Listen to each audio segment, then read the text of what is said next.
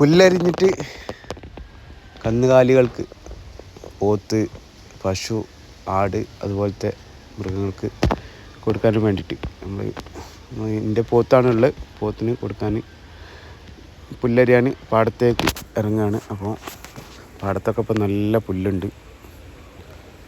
ഇതാ അപ്പോൾ വല്ലാത്തൊരു എക്സ്പീരിയൻസ് ആണ് ഇവിടെ പുല്ലരിയ എന്ന് പറഞ്ഞാൽ. നമ്മൾ നോക്കാം കയ്യൊന്ന്. ഇന്ന് പശുക്കൾക്ക്, പോത്ത് അതുപോലത്തുള്ള മൃഗങ്ങൾക്ക്, നമ്മൾ ആടുകൾക്കായാലും പുല്ലരിയുമ്പോൾ എപ്പോഴും ശ്രദ്ധിക്കേണ്ടത്, നമ്മളിങ്ങനെ അരിയുമ്പോൾ ഈ അരിച്ചിലരിയുമ്പോൾ കൈക്ക് പറ്റാതെ നോക്കുക.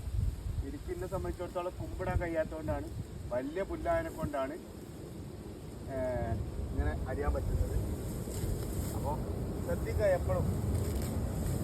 ഓക്കെ,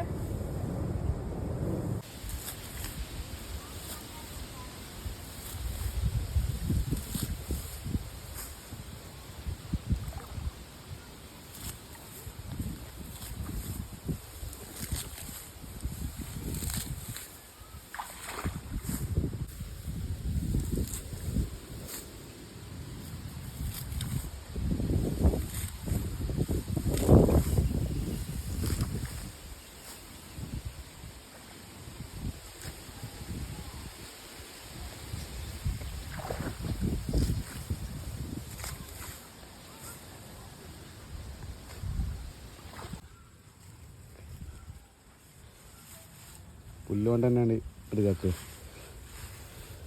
ഒന്ന് കെട്ടിക്കൊണ്ടിരിക്കുക മോനെ.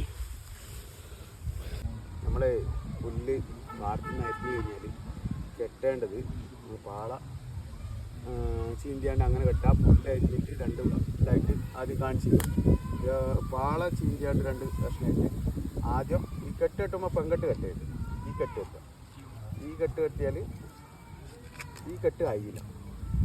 ഈ കെട്ട് കെട്ടിയ ശേഷം എത്ര പുല്ല് വേണമെങ്കിലും ആ വാരത്തിൽ ഇങ്ങനെ പിടിച്ചിട്ട്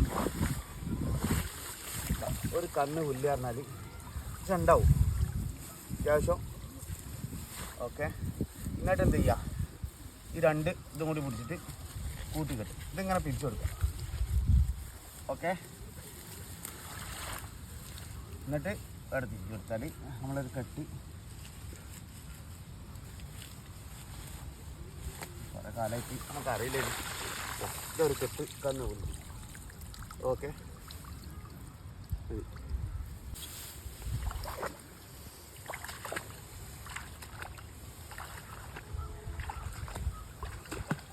മോന് പുല്ല് അങ്ങോട്ട് കൊണ്ടുപോയിരിക്കണം.